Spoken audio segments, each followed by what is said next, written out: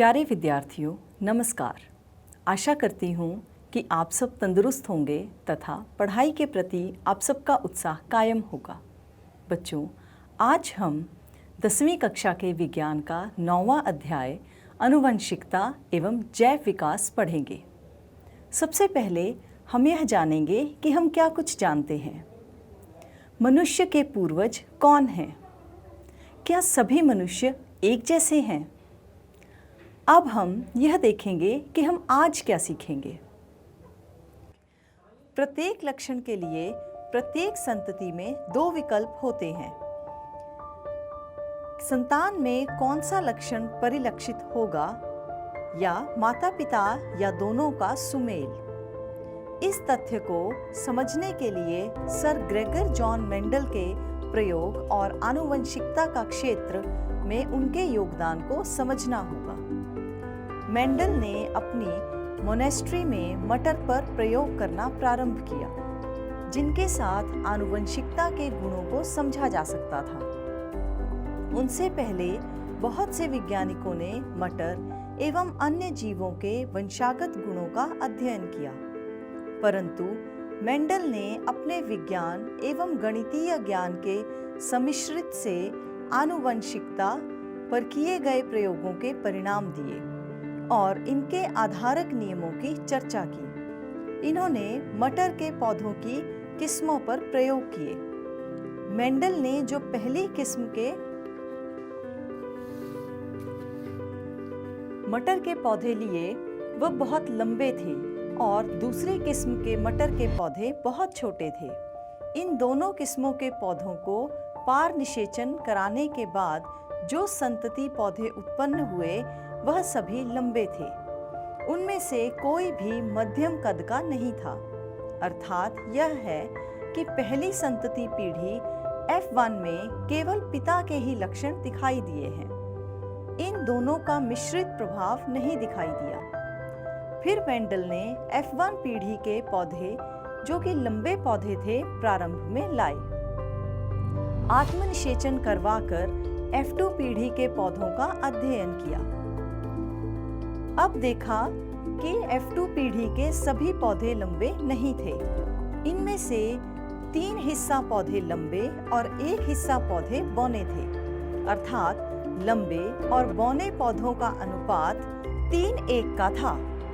इससे यह परिणाम मिला, लैंगिक जनन द्वारा उत्पन्न होने वाले जीवों में किसी भी लक्षण की 2 कापियां या प्रतिकृतियां वंशानुगत होती हैं। ये दोनों एक समान भी हो सकता है अथवा भिन्न भी। यदि यह असमान हो तो इनमें से एक प्रभावी लक्षण बड़ा टी होगा और दूसरा अप्रभावी लक्षण छोटा टी। जो मटर के पौधे लंबे थे, उनमें ऊंचाई लक्षण के दोनों जीन ऊंचे कद को प्रदर्शित करने वाले थे, जिन्हें टी के साथ दर्शाया गया है। और जो मटर के पौधे छोटे थे, उनमें ऊंचाई लक्षण के दोनों जीन बौने कद के थे, अर्थात छोटे टी। परंतु जब इन्हें पार प्रजनन अर्थात क्रॉस ब्रीडिंग किया गया, तो इस क्रॉस ब्रीडिंग को मोनोहाइब्रिड क्रॉस कहा गया। एक ही लक्षण पर काम किया गया था, वह था पौधे का कद। इसमें सभी पौधे लंबे ही पैदा हुए। इसमें बौने कद वाले पौधे नहीं थे, अर्थात लंबे और बौने कद वाले पौधों का अनुपात 4 और बौने कद वाले पौधों का अनुपात 0 था। यह प्रक्रिया हैरान करने वाली थी। फिर मेंडल को क्रॉस ब्रीडिंग में जो 4 पौधे मिले थे, उनमें से 2 को चुना और आत्मनिषेचन करवाया, जिनमें दोनों लंबे कद और बौने कद वाले जीन हैं। अब मेंडल को जो परिणाम मिले वह आश्चर्यचकित कर देने वाले थे।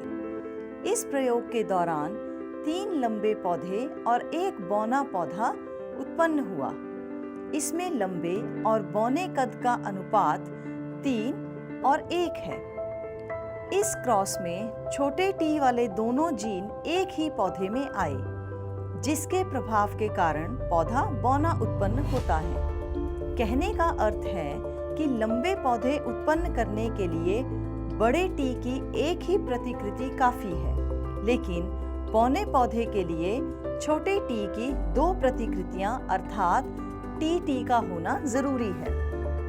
उसके बाद अपनी खोज को आगे बढ़ाते हुए 2 ट्रेट चुने, एक आकार और दूसरा रंग। इस समय उन्होंने 2 मटर के पौधे लिए। एक पौधे के बीज गोल हरे बीज थे और दूसरे पौधे में झुर्रीदार पीले बीज थे।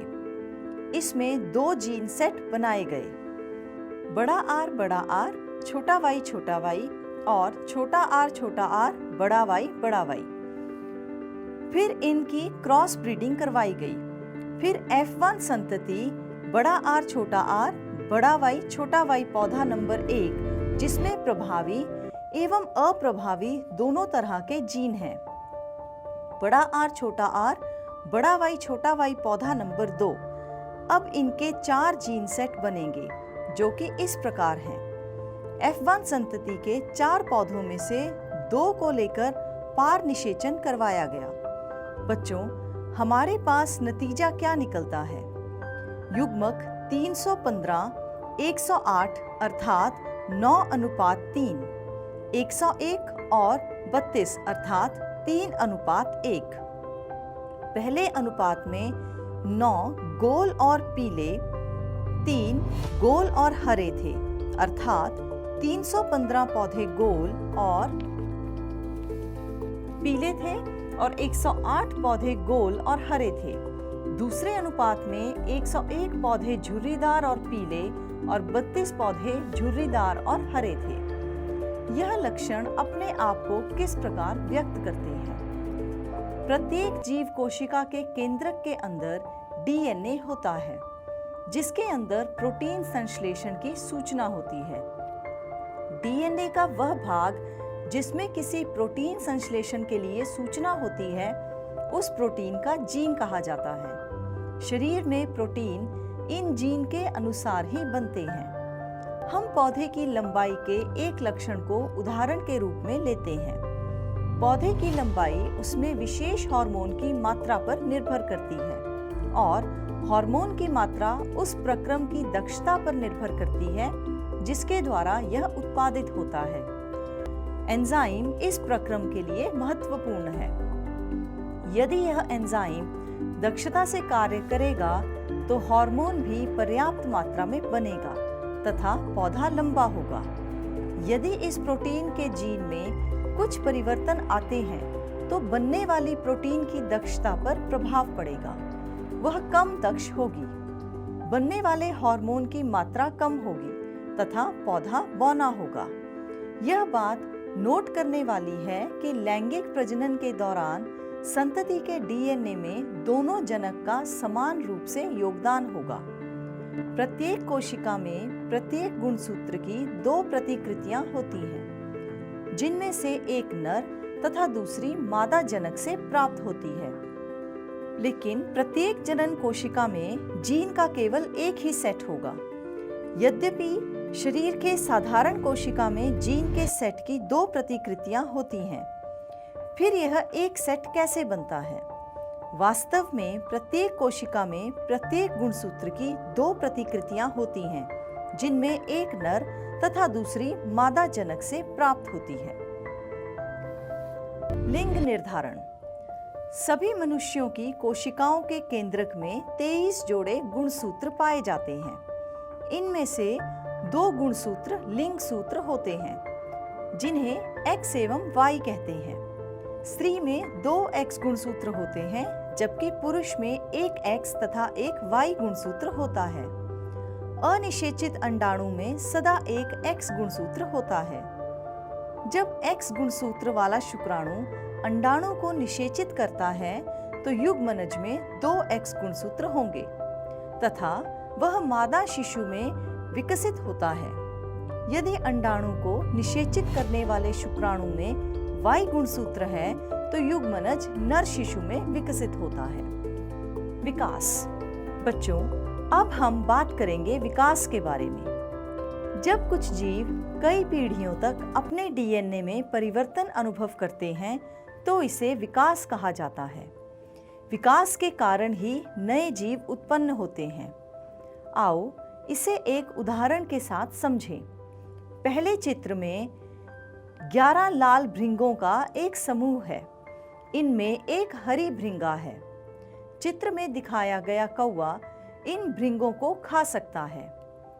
यह भृंगे झाड़ियों के बीच में हैं, जिनका प्राकृतिक रंग हरा है। कौवे के लिए हरी झाड़ियों में से लाल भृंगों को ढूंढना आसान है, इसलिए वह लाल भृंगों को खाएगा। झाड़ियों का हरा रंग होने के कारण हरा भृंगा कौवे को दिखाई नहीं देता। अब चित्र में 2 हरे भृंगे ज्यादा हैं, अर्थात यह कि कौवे ने पहले बहुत सारी लाल भृंगों को खा लिया। भृंगों का एक गुण यह भी है कि यह अपना रंग भी बदल सकती हैं। अब हरे रंग की भृंगों ने अपना रंग लाल रंग की ओर स्थानांतरित कर लिया। चित्र नंबर 3 में हम देखेंगे कि हरे भृंगों की संख्या काफी ज्यादा हो चुकी है और लाल भृंगों की संख्या काफी कम। धीरे धीरे सभी भृंगे हरे हो चुके हैं। इस प्रक्रम को नेचुरल सिलेक्शन कहा जाता है, क्योंकि उपरोक्त उदाहरण में कौवे का भृंगों को खाना, भृंगों का अपना रंग स्थानांतरण करना, यह एक प्राकृतिक घटना है। अब भृंगों की आने वाली पीढ़ी हरे रंग की होगी। इसको विकास कहा जाता है। दूसरी परिस्थिति में जनन के दौरान इस रंग की भिन्नता उत्पन्न होती है, लेकिन इस समय भृंग का रंग नीला है। चित्र नंबर 1 में कुछ भृंगे लाल रंग के और एक भृंग का रंग नीला है। अब भृंगों का रंग लाल हो या नीला, इसके साथ कौवे को कोई फर्क नहीं पड़ता, क्योंकि वह दोनों को ही पहचान सकता है। चित्र नंबर 2 को ध्यान से देखें। इसमें एक हाथी आ गया है और उसका पैर उन झाड़ियों पर पड़ा जिनके साथ जितनी भी लाल रंग की भृंगे थी वह मर चुकी हैं। इसलिए अचानक नीली भृंगे बच गई। चित्र नंबर 3 में केवल नीले रंग की भृंगे ही दिखाई दे रही हैं। इस परिस्थिति में हम देख सकते हैं कि रंग परिवर्तन के साथ उपस्थिति बनाए रखने के लिए कोई लाभ नहीं होगा। केवल एक घटना के डीएनए में परिवर्तन आया और सभी भृंगे नीले रंग की ही पैदा हुई। इसे आनुवंशिक विचलन भी कहा जाता है। अब तीसरी परिस्थिति की ओर देखते हैं, जिसमें भृंगों की संख्या बढ़ना शुरू करती है। किसी पौधे की बीमारी का शिकार हो जाती हैं, जिसके कारण भृंगों के खाने के लिए पत्तियां कम हो जाती हैं। कम खुराक मिलने के कारण वह अल्प पोषित हो जाते हैं, जिसके कारण उनके औसत भार में अपेक्षाकृत कमी आ गई, लेकिन आनुवंशिक परिवर्तन नहीं आया।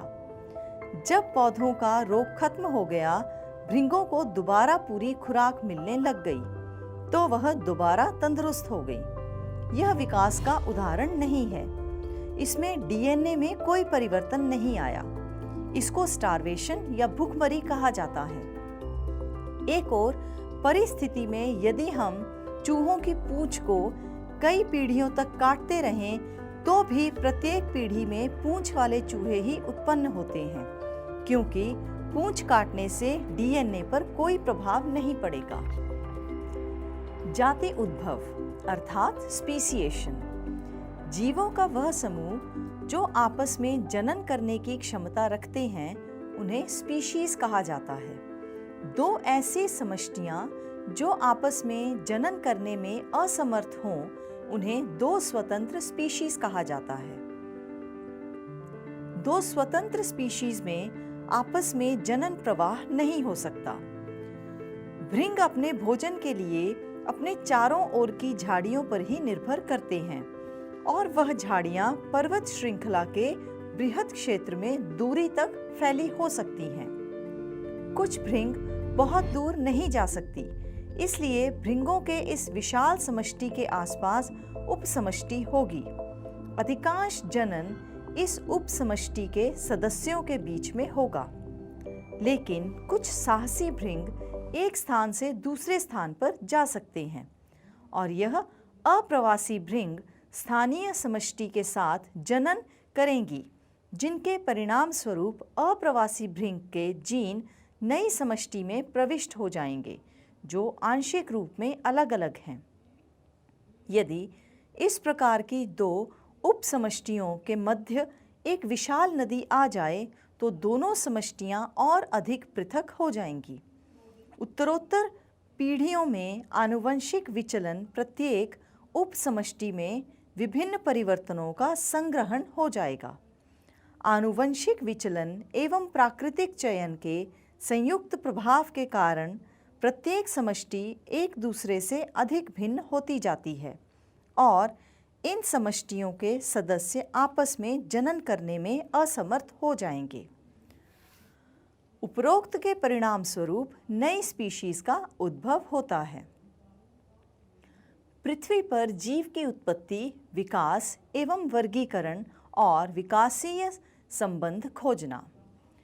चार्ल्स डार्विन के सिद्धांत हमें बताते हैं कि पृथ्वी पर सरल रूपों से जटिल रूपों वाले जीवों का विकास किस प्रकार हुआ। मेंडल के प्रयोगों ने एक पीढ़ी से दूसरी पीढ़ी तक लक्षणों की आनुवंशिकता की कार्यविधि का पता लगाया, लेकिन इन दोनों वैज्ञानिकों ने पृथ्वी पर जीवन की उत्पत्ति के बारे में बताने में असमर्थता दर्शाई।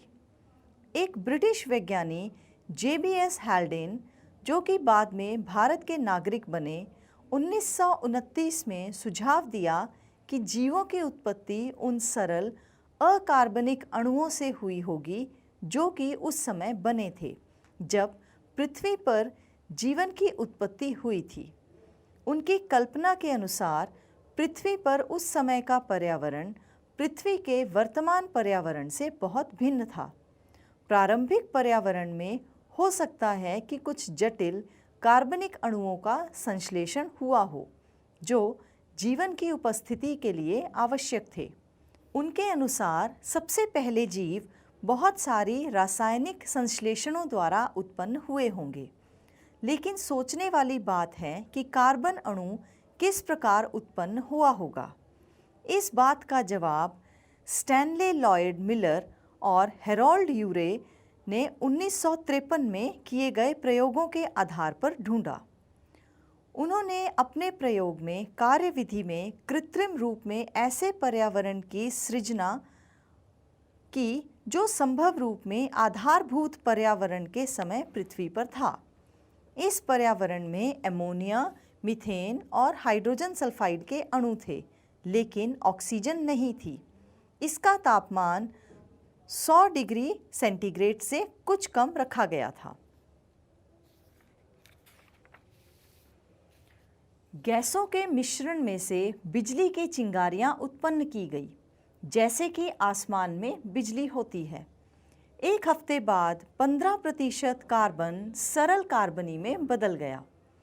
इसमें अमीनो अम्ल भी संश्लेषित हुए जो प्रोटीन के अणुओं का निर्माण करते थे। विकास एवं वर्गीकरण। विकास के सिद्धांतों के आधार पर हम अपने चहुं ओर पाई जाने वाली विभिन्न स्पीशीज़ के बीच विकासीय संबंध स्थापित कर सकते हैं। इसे समझने के लिए हमें लंबे समय से पीछे जाना पड़ेगा। हम ऐसा विभिन्न स्पीशीज़ के अभिलक्षणों के पदानुक्रम का निर्धारण करके कर सकते हैं।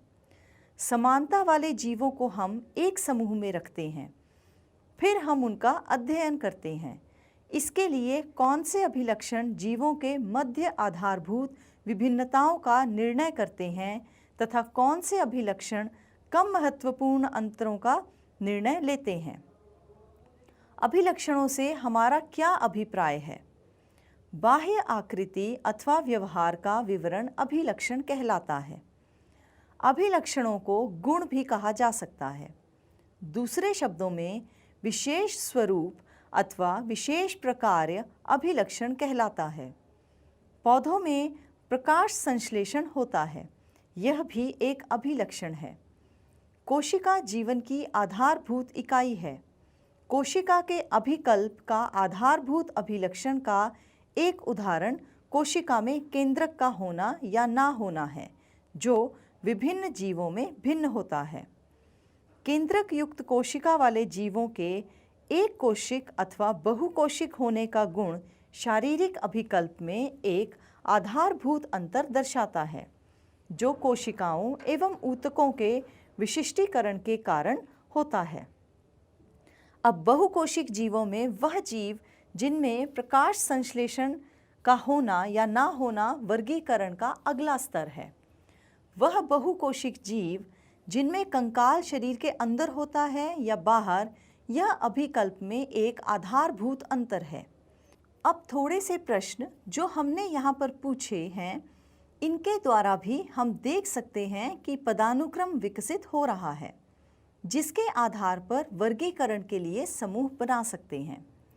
दो स्पीशीज के मध्य जितने अधिक अभिलक्षण समान होंगे, उनका संबंध भी उतना ही निकट का होगा।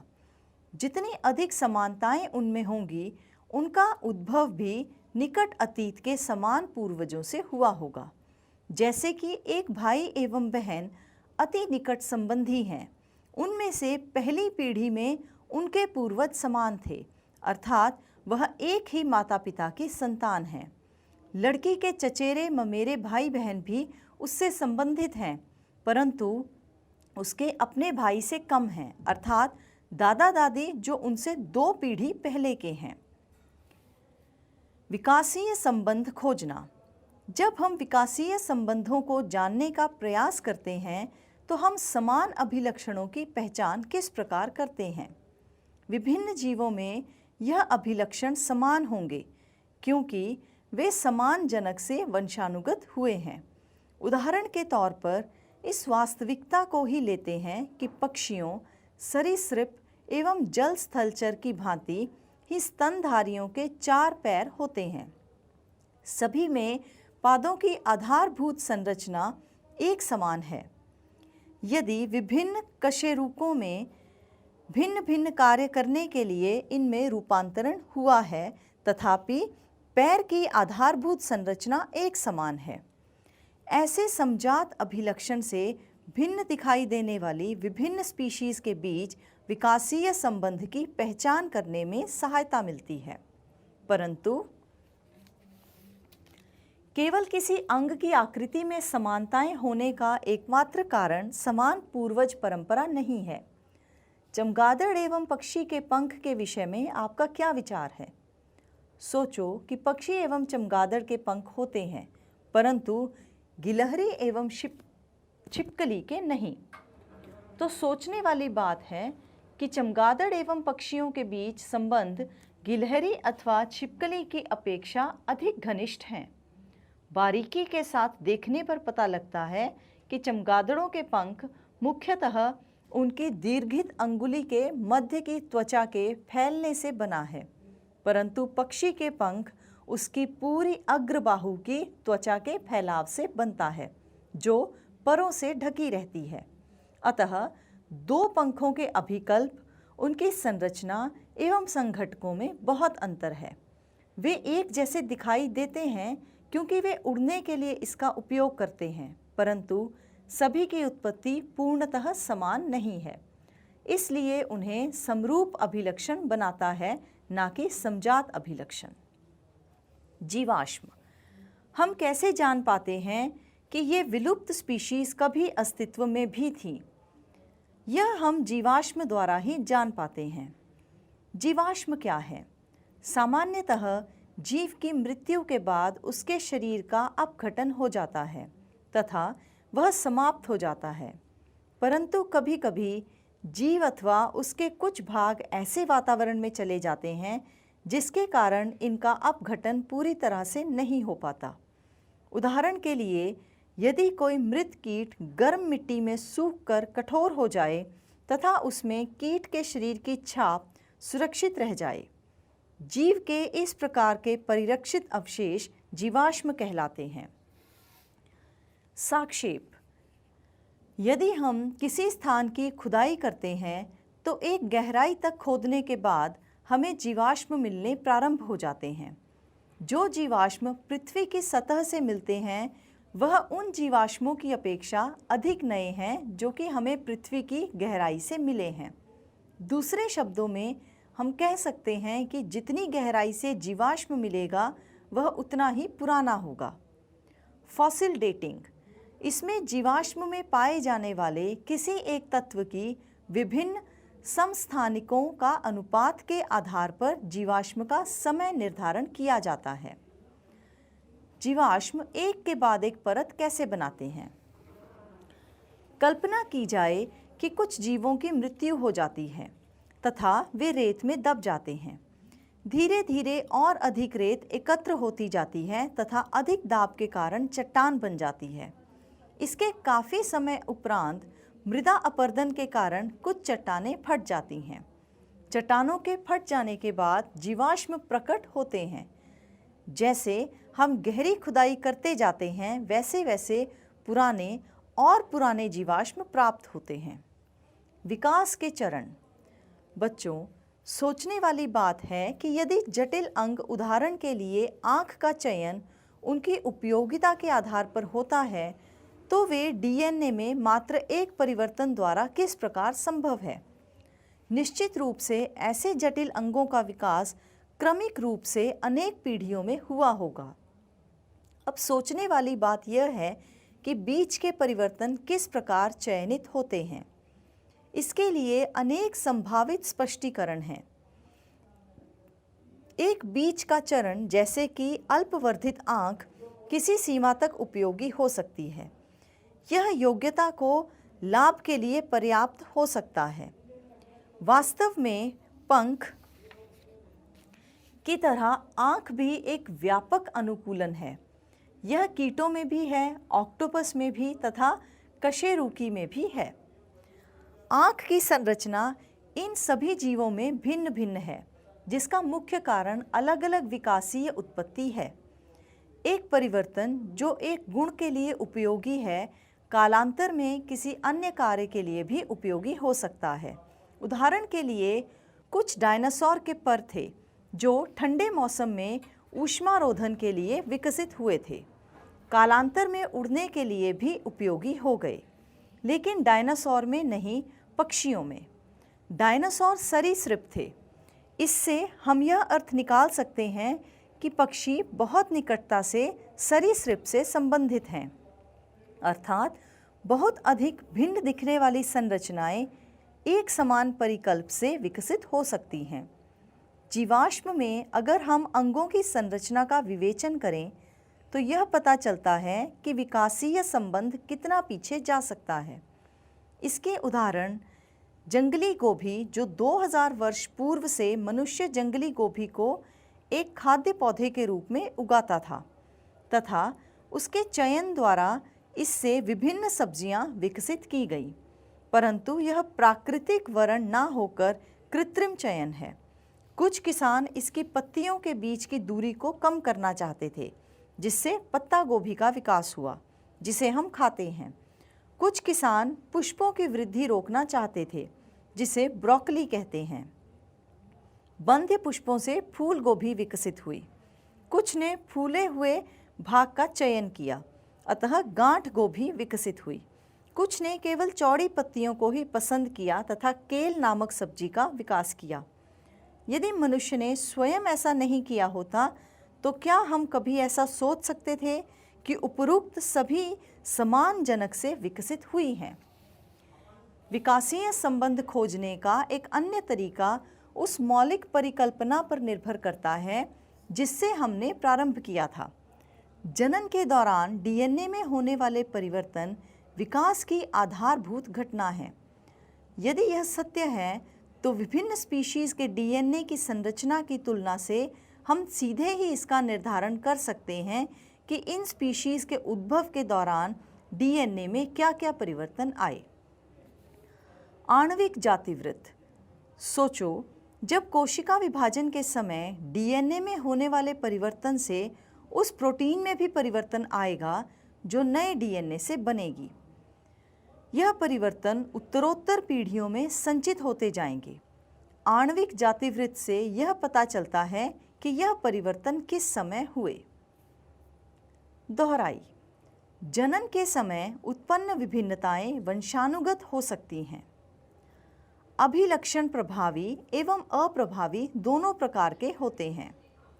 संतान में गुणसूत्रों की संख्या स्थिर रहती है, जो कि स्पीशीज के डीएनए की स्थिरता निश्चित करती है। विभिन्न लक्षण किसी जीव में स्वतंत्र रूप से वंशानुगत होते हैं। मानव में लिंग निर्धारण इस बात पर निर्भर करता है कि पिता से मिलने वाले गुणसूत्र X लड़कियों के लिए अथवा Y लड़कों के लिए किस प्रकार के हैं। विकासीय संबंधों को जीवों के वर्गीकरण में ढूंढा जा सकता है। बच्चों, अब मैं आपसे कुछ प्रश्न पूछूंगी और आशा करती हूँ कि आपको इन सब के उत्तर आते ही होंगे। मेरा सबसे पहला प्रश्न है, मनुष्य के बच्चे का लिंग निर्धारण किस प्रकार होता है।